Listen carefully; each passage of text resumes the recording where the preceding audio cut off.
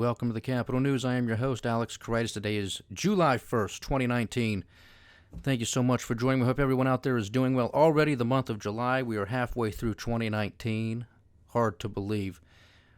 A couple things we're going to talk about today. First, up to bat is President Trump making history, stepping in to North Korea, being the first U.S. sitting president to do so. For those of you who have been following this podcast for a while knows that this podcast is about peace and prosperity. It's about free market capitalism. This is a step in that direction.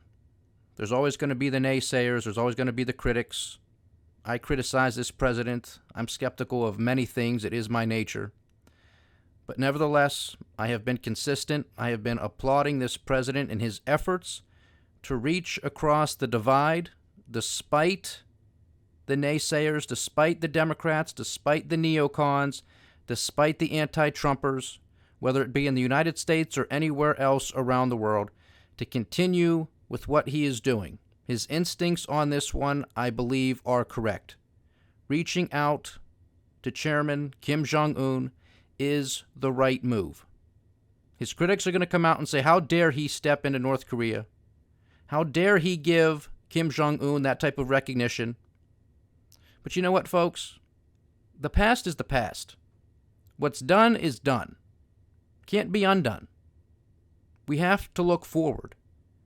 And let me tell you something. If the President of the United States taking a couple hours out of his day to fly into North Korea, to talk with Kim Jong-un, to meet with him, to step into North Korea, if that can prevent war and bloodshed and the loss of life,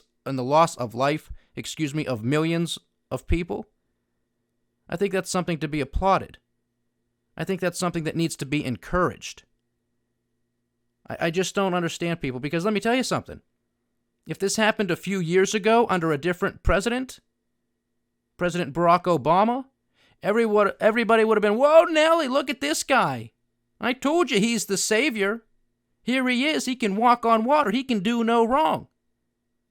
We told you he was going to live up to that Nobel Peace Prize he won for doing absolutely nothing. Absolutely nothing. What a joke that was. And remains. No doubt about it in my mind. If this was Barack Obama reaching across this divide, stepping into North Korea, everybody on the left would have loved him. Of course, the neocons, the Republicans would have continued saying, look, this is what he's doing. He's appeasing these people. This is blah, blah, blah. You would have had it. But guess what? That's the right move if it could be done. And so we have to support President Trump on this, because he is trying to prevent bloodshed.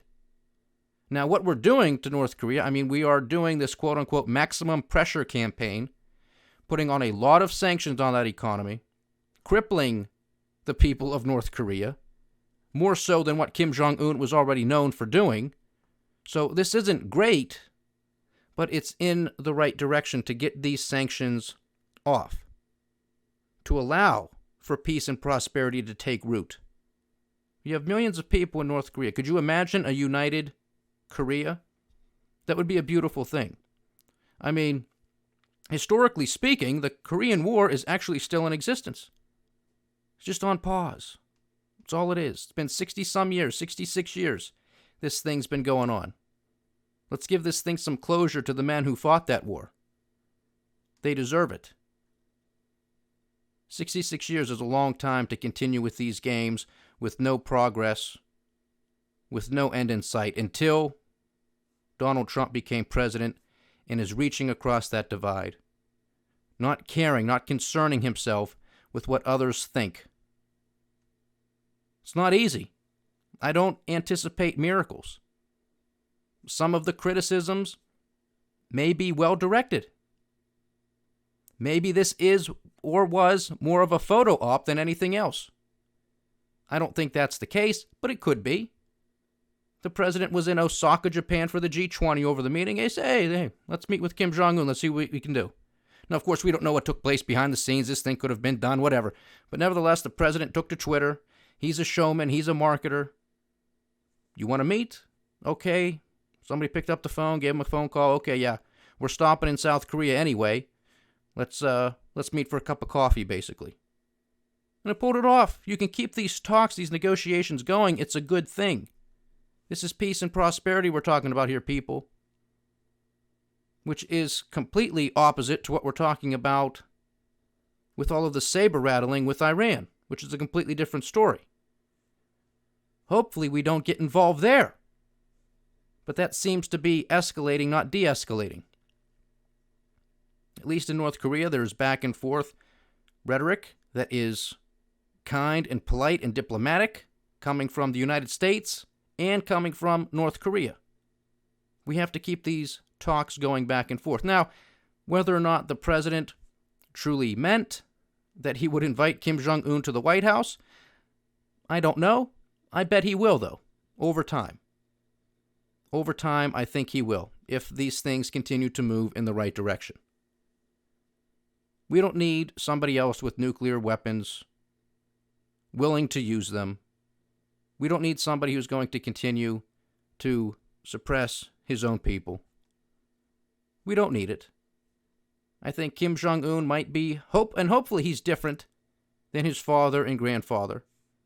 And hopefully he's willing to maybe not necessarily unite the Korean peninsula, meaning North and South, but at least opening up the North Korean market to growth, to trade. It would do wonders for the world. It would do wonders for peace and prosperity, which is what we're talking about here.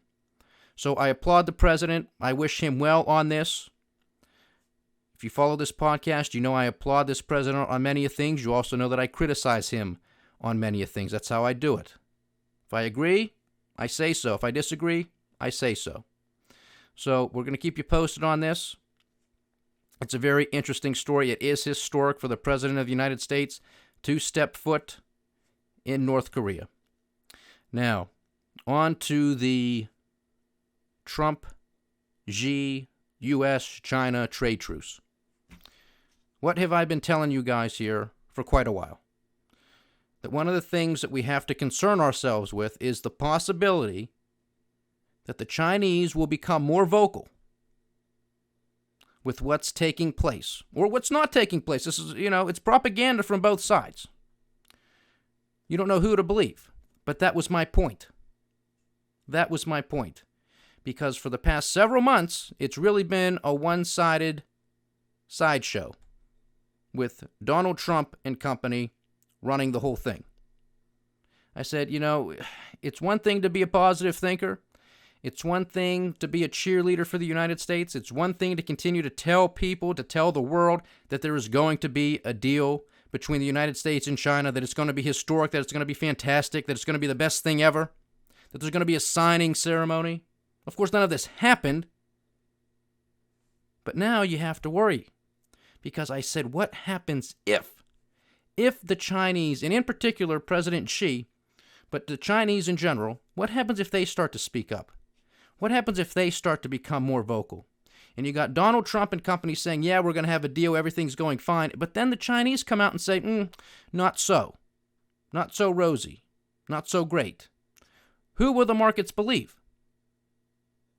Because I'm telling you, folks, if the markets start to believe a communist regime over the leader of the free world, we have a problem. Well, guess what happened?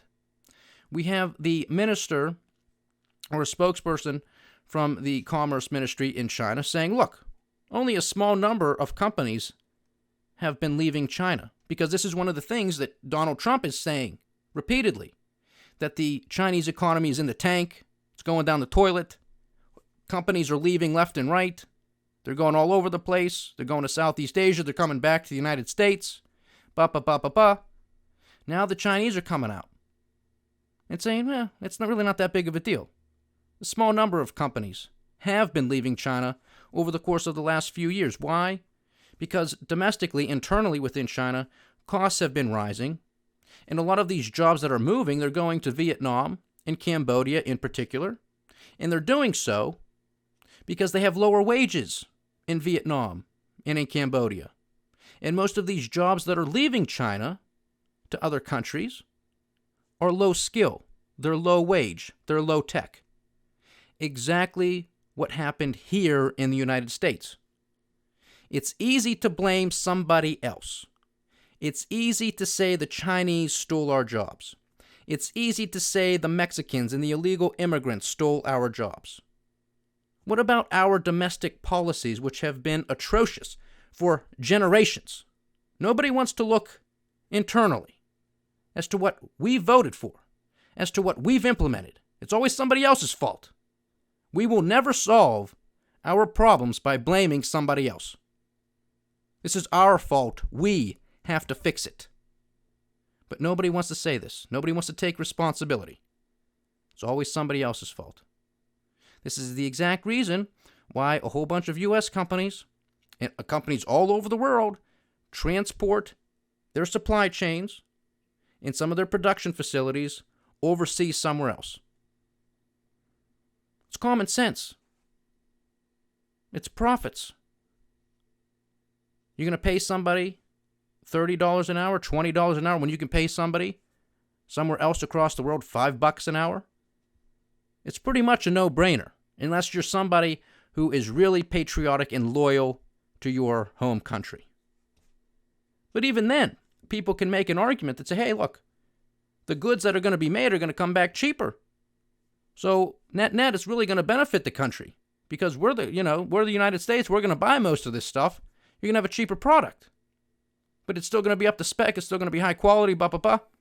Okay, they can make the argument, whatever. But that's the gist of it. So this is no surprise. Now, whether the Chinese are being honest here, again, this goes to the whole thing. In any type of war, the truth is always the first casualty. We know we've been jerked around for the past several months by President Trump and his administration saying there's going to be a great deal and then there's nothing. Now there's escalation.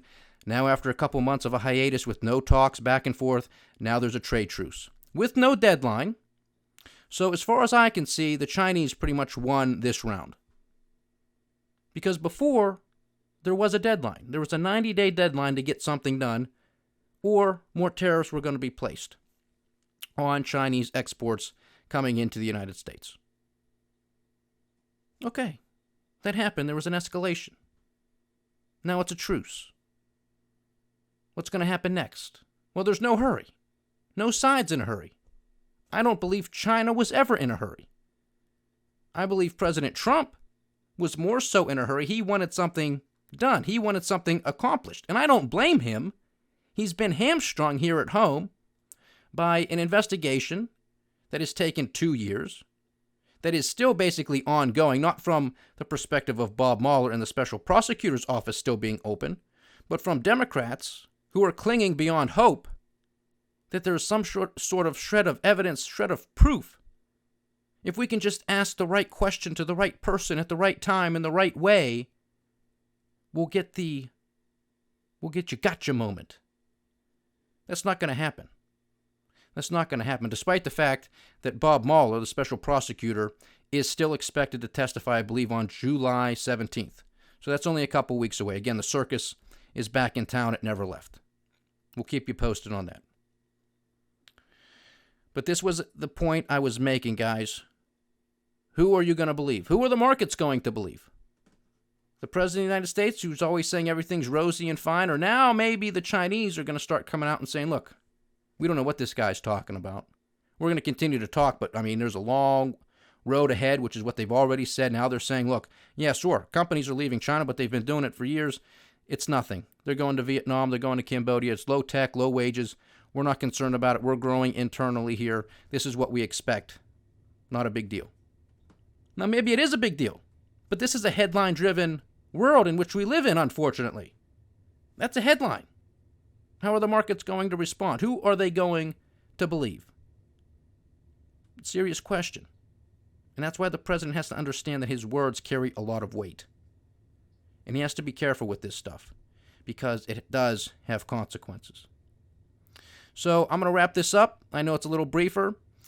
I've been working a little bit of overtime for the man. I'm not too happy about it, but nevertheless, that's what it is.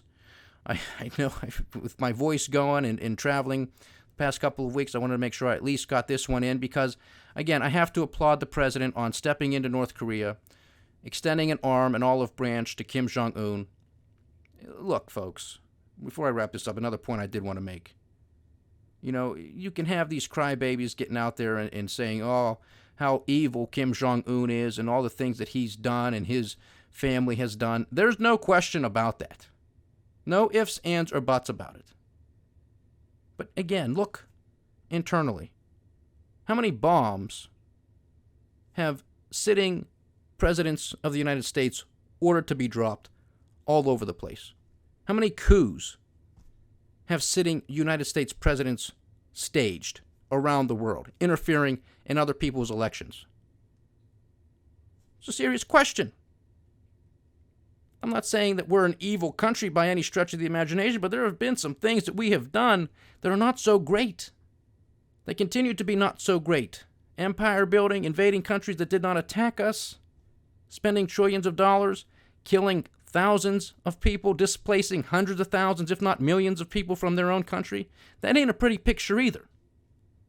It's easy to talk with your allies. It's the job of the president to do the hard stuff. And that's talking with your enemies or people who are not too friendly with us. So good luck, Mr. President. You're going to need it. But I wish you well. Thank you so much for joining me today, ladies and gentlemen. It's been a pleasure having you as always. Please like, share, subscribe, get the word out. Leave your comments. We do love hearing from you. This is the Capital News. I am Alex Karitis. Godspeed.